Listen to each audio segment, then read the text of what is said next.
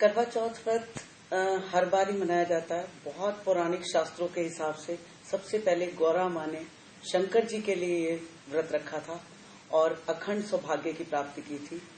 और अगर हम बात करते हैं पौराणिक शास्त्रों और ब्रह्म पुराण के हिसाब से, तो देव और दानवों में, देवताओं और दानवों में एक बार बहुत लंबा युद्ध छिड़ा और ऐसा युद्ध छिड़ा कि दानव जो है वो जीत रहे थे और देव जो है वो कुछ नहीं कर पा रहे थे। बहुत तरह से हर परमात्मा की उन्होंने स्तुति की। विष्णु जी के पास गए, शिव जी के पास गए, ब्रह्मा जी के पास गए। फिर ब्रह्मा जी ने अनेक तरह से स्तुति करके ये करक चतुर्थी को, कार्तिक मास की कृष्ण पक्ष की चतुर्थी तिथि को ये मनाया जाता है। तो उसी दिन सभी देवताओं की पत्नियों को ये व्रत रखने को कहा, देवताओं की जीत के लिए, देवताओं की रक्षा के लिए, उनकी लंबी आयु के लिए। उन लोगों ने निर्जल निराहार रहकर ये व्रत रखा और व्रत रखने के बाद शाम को जब सूर्यास्त हुआ और चंद्र उदय हुआ तो इतनी खुशियां मनाएगी कि देवता जीत गए उसी दिन। और चंद्र निकला तो सबने चंद्रमा को अर्घ देके भोजन किया। पति जब घर को आए संग्राम से तो उन्होंने पैर छू के उनका स्वागत किया। तब से ये प्रथा मनाई जाती है कि हर सुहागन कार्तिक मास की कृष्ण पक्ष की चतुर्थी तिथि को निर्जल निराहार रहकर ये व्रत रखती है। पंजाब में खास तौर से सरगी का रिवाज है। वैसे सरगी का कोई विधान किसी शास्त्र में नहीं मिलता, लेकिन सरगी क्यों खाई जाती है? क्योंकि व्रत सूर्य उदय पे शुरू होता है और क्योंकि सारा दिन आप निर्जल निराहार रहोगे तो कुछ लोग जो नहीं रह सकते, या पंजाब में खाने पीने का ज्यादा प्रचलन है, तो सबसे ज्यादा सरगी का प्रचलन पंजाब में है।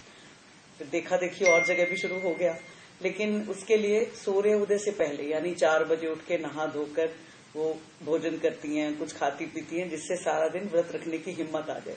क्योंकि व्रत चतुर्थी तिथि तो सूर्य उदय पे शुरू होगी, तो सूर्य उदय के बाद तो खाने का मतलब ही नहीं।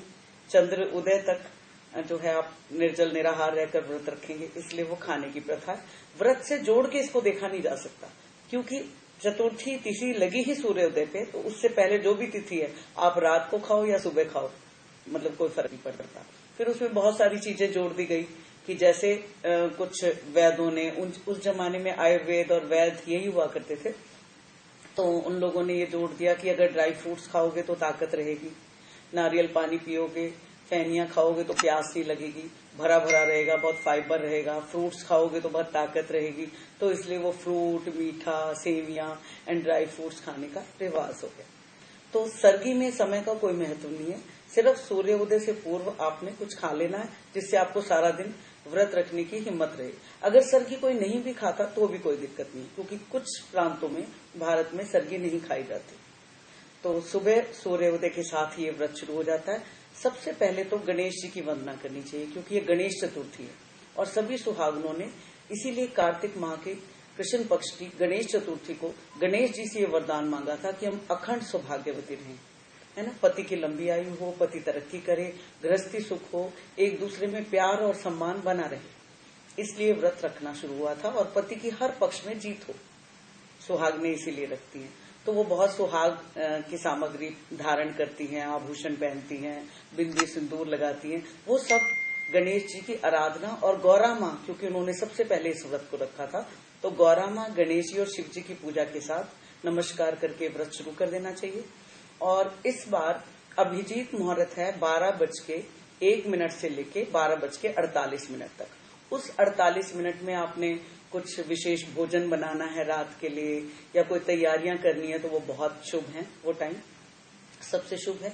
इस व्रत की कथा शाम को की जाती है, तो शाम को 4:08 से लेके 5:50 तक एक ऐसा टाइम है जब आप व्रत की कथा, पूजन और जो बायना निकालते हैं अपनी सासू जी को देते हैं, वो सब कर सकते हैं।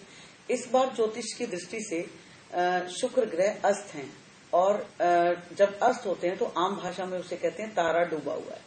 तो जब तारा डूबा हुआ हो तो वैवाहिक और सारी चीजें नहीं होती, जैसे विवाह बंद हुए हुए हैं, शुभ कार्य, मंगल कार्य बंद हुए हैं। लेकिन जो औरत पहले से व्रत रखती है उसके लिए कोई वहम नहीं, वो हमेशा की तरह रखेंगी, है ना। जो पहली बार इस व्रत को रख रहे हैं उन्होंने पहले रख लिया, क्योंकि ये तारा डूबे में पहला व्रत नहीं रखा जाता, तो इसलिए जिनका फर्स्ट करवा चौथ था उन्होंने इसको पहले रख लिया। पहले रखने से उसका वो फर्स्ट वाला जो शुभ टाइम है, बायना निकालती है, वो सब जो है उसका दोष खत्म हो गया। लेकिन अगर फिर भी कोई भूल गया है, ज्योतिष में हर चीज का निदान है। जैसे भूख लगने पे भोजन किया जाता है, ऐसे ज्योतिष में हर चीज का निदान और उसका एक ना एक उपाय जरूर रहता है। तो क्योंकि शुक्र जो है वो डूबा हुआ है, शुक्र ग्रह अस्त है, तारा डूबा हुआ है, तो शुक्र ग्रह को रिप्रेजेंट करती है गौ माता और लक्ष्मी माँ। ठीक है, अब लक्ष्मी माँ साक्षात तो नहीं आ सकती, लेकिन गौ माता सबको मिल सकती है। तो गाय को, क्योंकि वो नीच राशि में गोचर कर रहे हैं, कन्या राशि में, कन्या राशि का ईश है बुध, बुध की चीज है पालक या हरा चारा। गाय को अगर पालक या हरा चारा कोई पहली बार अगर ये रख रही है करवा चौथ और उन्होंने नहीं रखा, पहले भूल हो गई, तो वो गाय को हरा चारा या पालक खिला के इस व्रत की शुरुआत कर सकती हैं, गणेश जी, गौरा माँ और शिव जी का ध्यान करके। सबसे अच्छी बात रहती है कि आप विश्वास रखें, समर्पण रखें, तो गणेश जी को नमस्कार करें, उनको दुर्वा चढ़ाएं और उसके बाद गौरा माँ को सुहाग की सामग्री सारी चढ़ा दें और उसके बाद उनसे अपने पति की लंबी आयु की, उनकी जीत की, उनकी हर सुख की प्रार्थना करते हुए और अपनी गृहस्थी सुख की प्रार्थना करते हुए इस व्रत को रखें।